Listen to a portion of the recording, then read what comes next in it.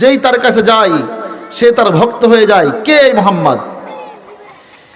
একদিন আল্লাহর হাবিব সাল্লাল্লাহু আলাইহি ওয়াসাল্লাম কাবার চত্বরের ভিতরে মসজিদুল হারামে ঈশার নামাজের ভিতরে আল্লাহর হাবিব সাল্লাল্লাহু আলাইহি ওয়াসাল্লাম জোর কণ্ঠে কোরআনুল কারীম তেলাওয়াত করছিলেন। আর এদিকে সাইয়েদনা ওমর ফারুক রাদিয়াল্লাহু তাআলা আনহু লুকিয়ে লুকিয়ে আল্লাহর হাবিব সাল্লাল্লাহু আলাইহি ওয়াসাল্লামের কালামুল্লাহর তেলাওয়াত শুনতে লাগলো। তখনও ওমর মুসলমান হন নাই। আল্লাহর হাবিব সাল্লাল্লাহু আলাইহি ওয়াসাল্লামের চমৎকার কণ্ঠে তিনি সূরাতুল হাক্কা তেলাওয়াত করছেন ঈশার নামাজে। আর লুকিয়ে লুকিয়ে মন ভরে আল্লাহর কালাম শ্রবণ করছে ওমর। ভালো আরবি জানতেন ওমর, লুকিয়ে লুকিয়ে রাসূলের তেলাওয়াত শোনে। আমাদের বর্তমান কিছু কারি সাহেবরা যারা ইন্টারন্যাশনাল পর্যায়ের কারি, তারা তাদের সুরের ঝংকার দিয়ে যখন কালামুল্লাহ মাজিদ যখন তেলাওয়াত করে তখন মানুষ মন্ত্রমুগ্ধর মতো বেহুশের মতো শুনতে থাকে, ঠিক না? আর যার উপরে কালামুল্লাহ নাজিল হয়েছে সেই রাসূল করিম সাল্লাল্লাহু আলাইহি সাল্লাম কালামুল্লাহ শরীফ থেকে তেলাওয়াত করছেন। বলেন বিষয়টা কেমন? রাসূলের সুরে ওমর ফারুক রাদিয়াল্লাহু তাআলা আনহু পাগলপাড়া। তিনি লুকিয়ে লুকিয়ে রাসূলের কোরআন তেলাওয়াত শোনেন আর মনে মনে ভাবেন মুহাম্মদ কি পড়ে, এটা এত সুন্দর কথা, এত সুন্দর একটার সাথে একটার মিল, মুহাম্মদ কি পড়ে এটা। ওমর ফারুক রাদিয়াল্লাহু তাআলা আনহু ভাবলেন মুহাম্মদ মনে হয় কাব্য প্রতিভা দিয়ে সুন্দর সুন্দর এই কাব্য প্রতিভাগুলো সাজিয়ে সে কবিতা আবৃত্তি করে। মুহাম্মদ মনে হয় কাব্য প্রতিভা দিয়ে বিশাল বড় কবি হয়ে গেছে। ওমর ফারুক মনে মনে ভাবলো মুহাম্মদ বিশাল বড় কবি হয়ে গেছে। ঘটনাক্রমে আল্লাহর হাবিব সাল্লাল্লাহু আলাইহি সাল্লাম সূরাতুল হাক্কা থেকে তখন এই আয়াতটা তেলাওয়াত করতেছিলেন। ওয়ামা হুয়া বিকাউলি শাইরিন কালিলাম মা তুমিনুন।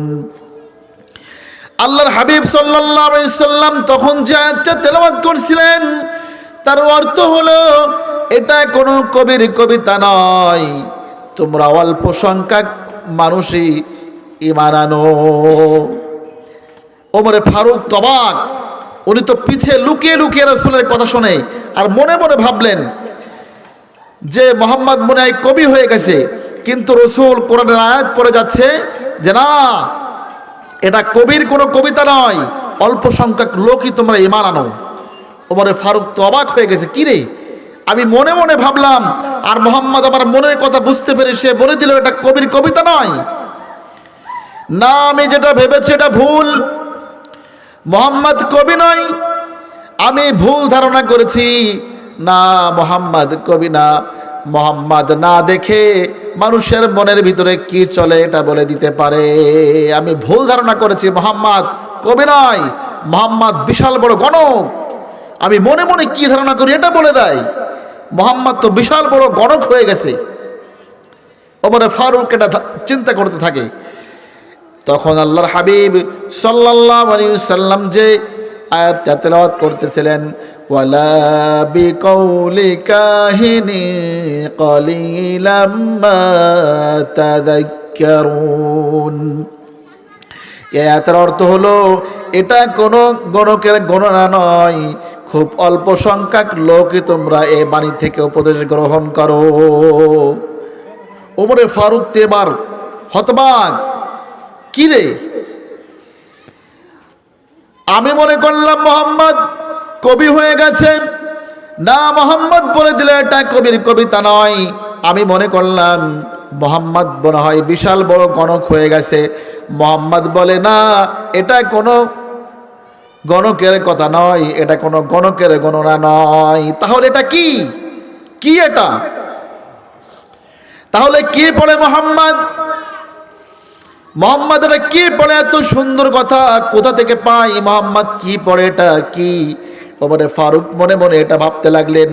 এরপরে আল্লাহর হাবিব সাল্লাল্লাহু আলাইহি সাল্লাম সূরাতুল হাক্কা থেকে তেলাওয়াত করলেন, তানজিলুম মির রাব্বিল আলামিন। এটা কোনো শায়েরের কোনো কবির কোনো কবিতা নয়, এটা কোনো গণকের গণনা নয়, এটা হলো গোটা বিশ্বের স্রষ্টা, গোটা বিশ্বজগতের রব মহান আল্লাহ পাকের বাণী। এটা আল্লাহ পাকের বাণী।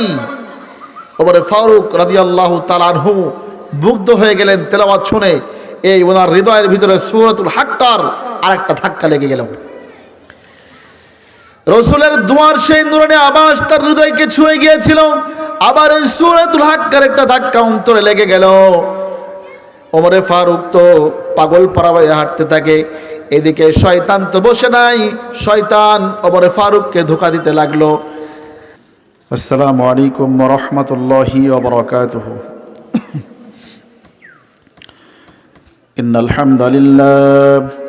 ইন্নাল হামদালিল্লাহি নাহমাদুহু ওয়া নাস্তাঈনুহু ওয়া নাস্তাগফিরুহু ওয়া নু'মিনু বিহি ওয়া নাতাওয়াক্কালু আলাইহি ওয়া নাউযু বিল্লাহি মিন শুরুরি আনফুসিনা ওয়া মিন সাইয়্যাতি আ'মালিনা মান ইয়াহদিহিল্লাহু ফালা মুদিল্লা লাহু ওয়া মান ইউদ্লিল ফালা হাদিয়া লাহু أي فلا تجد له وليا مرشدا ونشهد أن لا إله إلا الله وحده لا شريك له والذي لا ضد له ولا ند له لا مثل له ولا مثيل له لا وزير له ولا كفيل له لا شبه له ولا شبيه له لا ولد له ولا والد له وهو الواحد الفرد الصمد لم يلد ولم يولد ولم يكن له كفوا أحد ونشهد أن سيدنا ونبينا وحبيبنا وبشيرنا ونذيرنا وطبيبنا وطبيب أرواحنا وحبيبنا وحبيب ربنا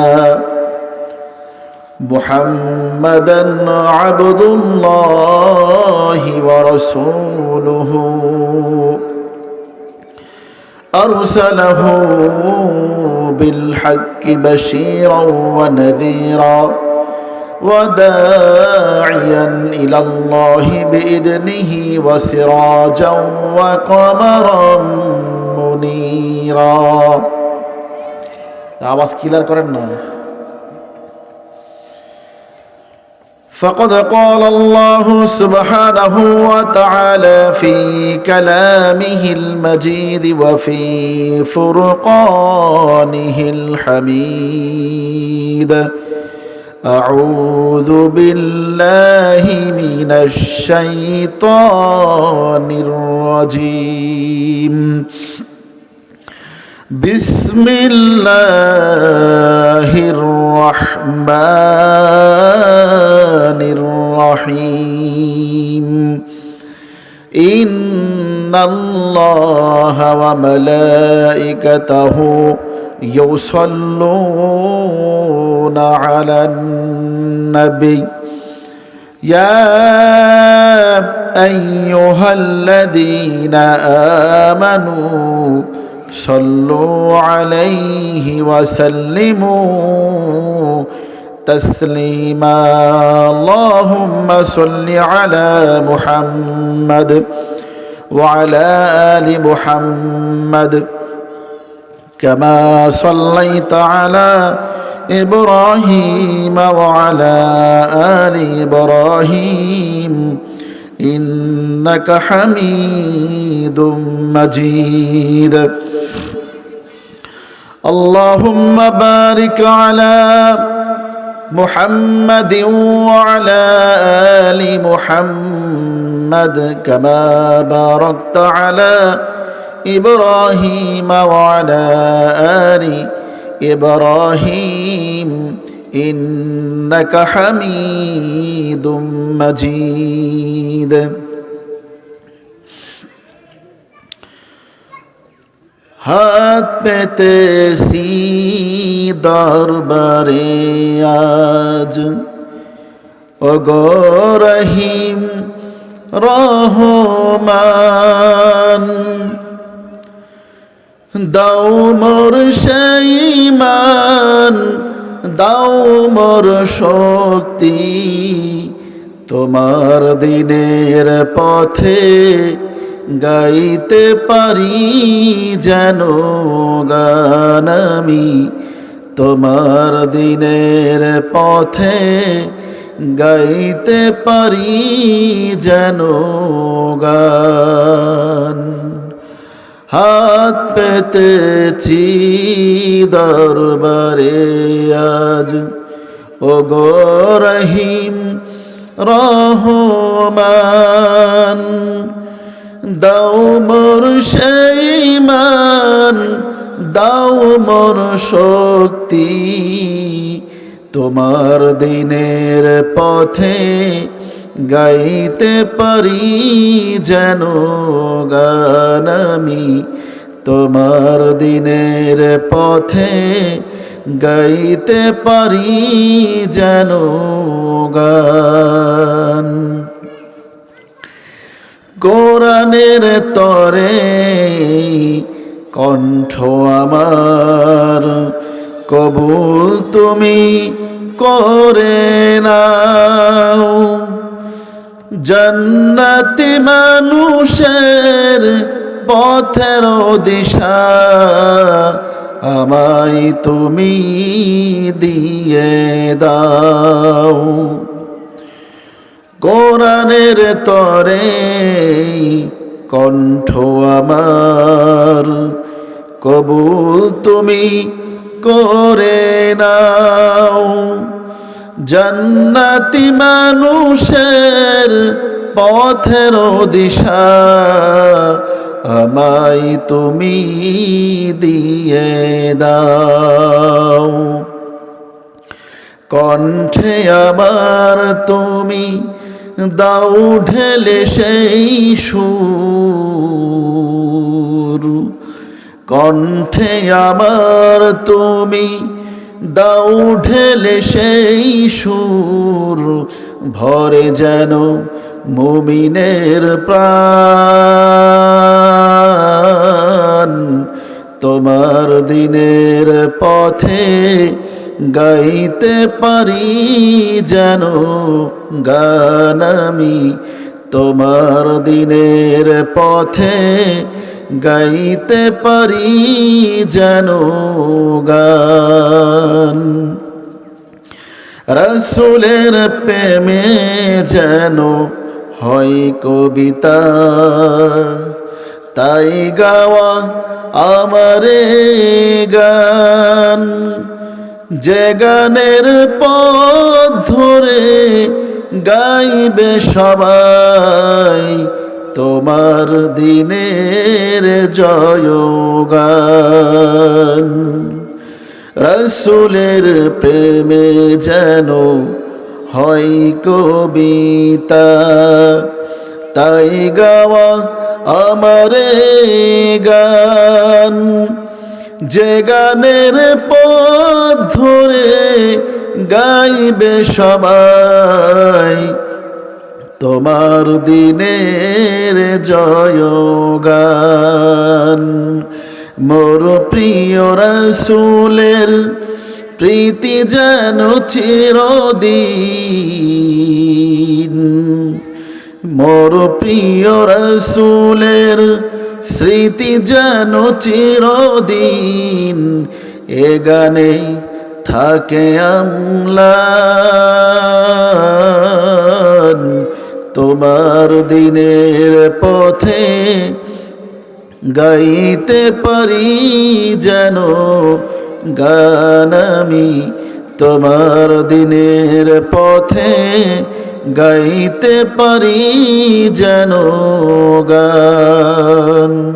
হাত পেতেছি দরবারে আজ, ওগো রহিম রহমান, দাও মোর সেই মান, দাও মোর শক্তি, তোমার দিনের পথে গাইতে পারি যেন গান আমি, তোমার দিনের পথে গাইতে পারি যেন গান।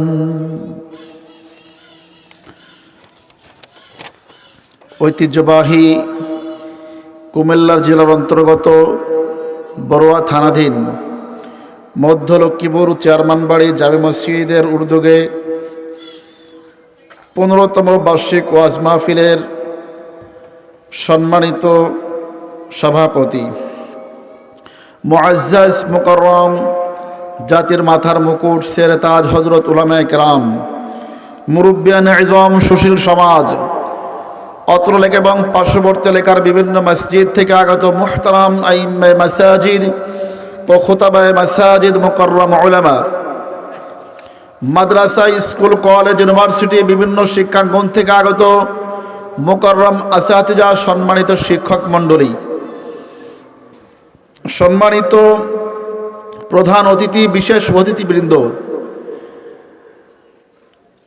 আমার সামনে উপবিষ্ট আজকের মাহফিলের প্রধান আকর্ষণ, দূরে ও কাছের বিভিন্ন স্থান থেকে ছুটে আসা আল্লাহ প্রেমিক, রসুল প্রেমিক, কোরআন প্রেমিক, তাওহীদের পতাকাবাহী, কালেমার ঝান্ডাবাহী, যিনি ইসলামের নরসরদুল বীর মুজাহিদ, সম্মানিত প্রাণ প্রিয় মুরব্বী বাবারা, সমবয়সের কলিজার টুকরা যুবক এবং তরুণ ভাইরা, স্নেহের কচিকাচারা তালিবুল ইলম ছাত্র ভাইরা, পর্দার অন্তরাল থেকে শুনছেন, যুগে যুগে সকল জান্নাতি রমণীদের যোগ্য উত্তরসূরি, এলাকার দিনদার, পরহেজগার, মুত্তাকি মুসলিম মা এবং বোনেরা, আল্লাহ সুবহানাহু ওয়া তাআলার দরবারে আলিশানে লক্ষ কোটি শুকরিয়া জ্ঞাপন করছি, নত শিরে সুজুদ পেশ করছি যে মহান রব্বুল ইজ্জত ওয়াল জালাল আমাদেরকে এই ফিতনা ফাসাদের জামানায়, যে সময় ঈমান টিকিয়ে রাখা বড় দুষ্কার, যে সময় গোটা বিশ্বের মানুষ জাহান্নামমুখী আমলের প্রতিযোগিতা চলছে, গুনাহের জলোচ্ছ্বাস চলছে গোটা দুনিয়া জুড়ে, আর গুনাহের সাগরের অতল গহ্বরে হাবুডুবু খাচ্ছে গোটা জাতি, ঠিক সে সময় আল্লাহ সুবহানাহু ওয়া তাআলা আমাদেরকে অত্যন্ত দয়া করে, মায়া করে, ভালোবেসে একটি জান্নাতের বাগান সাজানোর তৌফিক দিয়েছেন, যেখানে কোরআন ও হাদিসের আলোচনা করা হয়। এটা সাধারণ কোনো মজলিস থাকে না। আল্লাহর হাবিব সাল্লাল্লাহু আলাইহি ওয়াসাল্লাম বলেন, মাজালিসুল ইলমি হিয়া রাউদাতুম মির রিয়াদিল জান্নাহ। যেখানে ইলমের আলোচনা করা হয়, আল্লাহ এবং তার রাসূলের আলোচনা করা হয়, পরকালের আলোচনা করা হয়, এটা সাধারণ কোনো মজলিস থাকে না। আল্লাহ রাব্বুল আলামিন এটাকে জান্নাতের টুকরায় পরিণত করে দেন, পড়েন সুবহানাল্লাহ। এই জন্য সে রব্বে কারিমের দরবারে প্রাণ ঢালা শুকরিয়া আদায় করছি, আলহামদুলিল্লাহ। লক্ষ কোটি দুরূদ ও সালাম সেই বিশ্ব মানবতার মুক্তির দূত, আকায়ে নামদার, তাজদারে মদিনা, জনাবে মুহাম্মদুর রাসূলুল্লাহ সাল্লাল্লাহু আলাইহি ওয়াসাল্লামের উপর। প্রিয় উপস্থিতি, আমরা মুসলিম।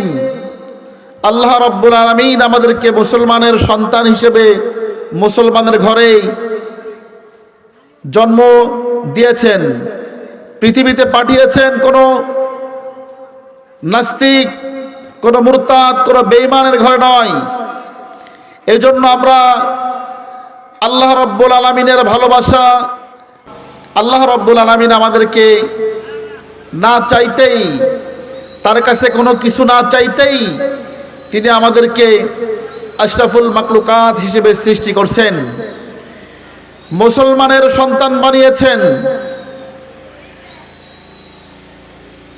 জাহান্নামমুখী কোনো গোত্র, কোনো পরিবারের ভিতরে আমাদেরকে সৃষ্টি করেন নাই। সেই সূত্রে আমরা মুসলমান, আমাদের হৃদয়ের ভিতরে আল্লাহ এবং তার রাসূলের মহব্বত থাকবে, এটা স্বাভাবিক। অত্যন্ত দুঃখ এবং পরিতাপের বিষয় হলো এই কুল কায়নাতের স্রষ্টা যে মহান রব্বুল আলামিন, যিনি সমস্ত মানব দানব কুল কায়নাতকে সৃষ্টি করছেন, যে রব আমাদেরকে সৃষ্টি করছেন, সে রবের ভালোবাসা আমরা সিক্ত। আজ সেই রবকে বাংলার জমিনে এক শ্রেণীর নাস্তিক মুরতাদ প্রতিনিয়ত আল্লাহকে নিয়ে, রসুলকে নিয়ে, দ্বীনকে নিয়ে, ইসলামকে নিয়ে তারা তো ষড়যন্ত্র জাল বিছিয়ে রেখেছে। ষড়যন্ত্রের পর ষড়যন্ত্র তারা করেই যাচ্ছে। অথচ এই বাংলার জমিন ৯৫% মুসলমানের জমিন, এখানে সূর্য ওঠে আল্লাহর নামের তাকবীরের ধ্বনিতে, আবার সূর্য ডুবে যায় আল্লাহর নামের তাকবীরের ধ্বনিতে। হৃদয়ে রক্তক্ষরণ হয় যখন সেই মহান স্রষ্টাকে কেউ নিয়ে কটূক্তি করে। এটা আমরা মানতে পারি না। আমরা তাদের পদাঙ্ক অনুসরণ করব যাদের উপরে আল্লাহ রাব্বুল আলামিন স্বয়ং খুশি হয়ে গিয়েছিলেন। কালামুল্লাহ মাজিদের ভিতরে আল্লাহ রাব্বুল আলামিন তাদের পরিচয় তুলে ধরেছেন। স্রষ্টার ভালোবাসা পাওয়া, সৃষ্টি হয়ে আল্লাহ রাব্বুল আলামিনের ভালোবাসা পাওয়া, এটাই সৃষ্টির জন্য সব থেকে বড় বিষয়। কারণ রাব্বুল আলামিন বলেন, ওয়ারিদওয়ানুম মিনাল্লাহি আকবার। আল্লাহ রাব্বুল আলামিনের অল্প একটু সন্তুষ্টি, এটা বিশাল বড় বিষয়। জীবনের মাকসাদ তো এটা, আল্লাহ যেন সন্তুষ্ট হয়ে যায়। এই জমিনের বুক থেকে কত বড় বড় রাজা বাদশারা পর্যন্ত চলে গিয়েছে, কত নামধারী মানুষরা চলে গিয়েছে, কিন্তু কারো সারে আল্লাহ রাব্বুল আলামিন এ আয়াত নাযিল করেন নাই। কিন্তু এক শ্রেণীর মানুষ, যাদের গায়ে ভালো পোশাক ছিল না, যাদের পেটে ভালো খাবার ছিল না, সাহাবায়ে কেরাম রিদওয়ানুল্লাহি তাআলা আলাইহিম আজমাইনদের শানে আল্লাহ রাব্বুল আলামিন যে তাদের জীবনের উপরে খুশি হয়ে গেছেন, এই সন্তুষ্টি বার্তা আল্লাহ কালামুল্লাহ মাজিদের ভিতরে জানিয়ে দিয়েছেন। রব্বুল আলামিন সাহাবায়ে কেরামের জিন্দেগির উপরে খুশি হয়ে আল্লাহ রাব্বুল আলামিন কালামুল্লাহ মাজিদের ভিতরে জানিয়ে দিয়েছেন, রাদিয়াল্লাহু আনহুম ওয়া রাদু আন। আল্লাহ রাব্বুল আলামিন সাহাবায়ে কেরামের আমলের উপরে, তাদের জীবনের উপরে খুশি হয়ে গেছেন। তাদের জীবন কেমন ছিল, আমরা তাদের জীবনকে, তাদেরকে আমরা অনুসরণ করতে চাই। রব্বুল আলামিন তাদের গুণাবলী বর্ণনা করতে গিয়ে কালামুল্লাহ মাজিদের ভিতরে বলেন, মুহাম্মাদুর রাসূলুল্লাহ ওয়াল্লাযীনা মাআহু আশিদ্দাউ আলাল কুফফারি রুহামাউ বাইনাহুম। মুহাম্মদ সাল্লাল্লাহু আলাইহি ওয়াসাল্লাম এবং তার সাথীরা, তারা নিজেদের ভিতরে পরস্পর পুষ্পকমল হৃদয়, পরস্পর তারা সুন্দর আচরণ, সুন্দর ব্যবহার, একে অপরের জন্য জীবন দিতে ফেলবে, জীবন দিয়ে দিবে এমন সুন্দর আচরণ। রব্বুল আলামিন বলেন, কিন্তু তারা কাফেরদের জন্য বজ্র কঠিন। যারা আল্লাহর দুশমন, নবীর দুশমন, ইসলামের দুশমন, মানবতার দুশমন, সাহাবায়ে কেরাম তাদের উপরে তাদের জন্য বজ্র কঠিন। এটা সাহাবায়ে কেরামের চরিত্র। তারা যারাই বলছে লা ইলাহা ইল্লাল্লাহ তাদের সাথে সুন্দর ব্যবহার, সুন্দর আচরণ, কিন্তু যারা আল্লাহর দুশমন, আল্লাহর জমিনে আল্লাহর নাফরমানি করেছে তাদের জন্য বজ্র কঠিন। তাদের ভিতরে সাইয়েদনা ওমর ফারুক রাদিয়াল্লাহু তাআলা আনহু, তিনি ছিলেন কাফেরদের জন্য বিশেষ করে বজ্র কঠিন। আল্লাহর হাবিব সাল্লাল্লাহু আলাইহি সাল্লাম তাদের শানে বলেছেন, সাইয়েদনা ওমর ফারুক রাদিয়াল্লাহু তাআলা আনহুর শানে বলেছেন, আসাদহুম ফি আমরিল্লাহি ওমর, আমার উম্মতের ভিতরে দ্বীনের ব্যাপারে সবথেকে কঠোর হলো ওমর। সাইয়েদনা ওমর ফারুক রাদিয়াল্লাহু তাআলা আনহু নিজের ব্যাপারে এত কঠিন ছিলেন না, তিনি মানুষ হিসেবে এত সুন্দর মানুষ ছিলেন, এত ভালো মানুষ ছিলেন। এই উম্মতের ভিতরে তার পজিশন 3 নম্বরে। সর্বপ্রথম পজিশন হলো আল্লাহর হাবিব সাল্লাল্লাহু আলাইহি ওয়াসাল্লামের। 2 নম্বর পজিশন সাইয়েদনা আবু বকর রাদিয়াল্লাহু তাআলা আনহু। 3 নম্বর এই উম্মতের ভিতরে যার পজিশন সাইয়েদনা ওমর ফারুক রাদিয়াল্লাহু তাআলা আনহু। এই জমিনে যখন সাইয়েদনা ওমর ফারুক রাদিয়াল্লাহু তাআলা আনহুর মতো আল্লাহর গোলাম ছিলেন, সে সময় কোন বেঈমান আল্লাহকে গালি দিবে তো দূরের কথা, ইসলামকে নিয়ে কটূক্তি করার সাহস পেত না। আজ বাংলার জমিনে 95% মুসলমান, আর এই জমিনে এক শ্রেণীর বাউল নামের ফাউল, তারা আল্লাহকে নিয়ে, আল্লাহর কালামকে নিয়ে, কোরআনকে নিয়ে তারা ব্যঙ্গ করে, কটূক্তি করে। দুঃখে বুকটা ফেটে যায়। যে মহান স্রষ্টা আমাদেরকে সৃষ্টি করছেন, শূন্য থেকে আমাদেরকে অস্তিত্ব দিলেন, যারা দয়া আর ভালোবাসায় প্রতি মুহূর্তে আমরা ভিখারি, যারা ভালোবাসায় আমরা সিক্ত, যাকে খুশি করা, যার ইবাদত করা আমাদের জিন্দেগির একমাত্র উদ্দেশ্য, সেই মহান স্রষ্টা আল্লাহ রাব্বুল আলামিনকে নিয়ে এই বাউল কটূক্তি করেছে, পুলিশ তাকে গ্রেপ্তার করেছে। আমরা চাই এই বেয়াদবটার সর্বোচ্চ শাস্তি ফাঁসি হওয়া উচিত, এবং এমন দৃষ্টান্তমূলক শাস্তি হওয়া উচিত যেন বাংলার জমিন নাই, গোটা বিশ্বের মানুষ দেখে এ থেকে শিক্ষা গ্রহণ করতে পারে। যারাই আল্লাহ এবং তার রাসূল দ্বীন ইসলামকে নিয়ে কটূক্তি করবে, তাদের শাস্তি এমন মারাত্মক হবে, এটা যেন গোটা বিশ্বের মানুষ এ থেকে শিক্ষা গ্রহণ করতে পারে। কে ছিলেন ওমর ফারুক? আজ এই সূর্য সন্তানদের অভাবে এই জমিনে আসমানের নিচে আল্লাহর দুশমনেরা বুক ফুলিয়ে কথা বলে। আজ ওমর ফারুকের মতো ইমানদার জমিনে নাই। শত শত লক্ষ লক্ষ মুসলমান নামে ভরা।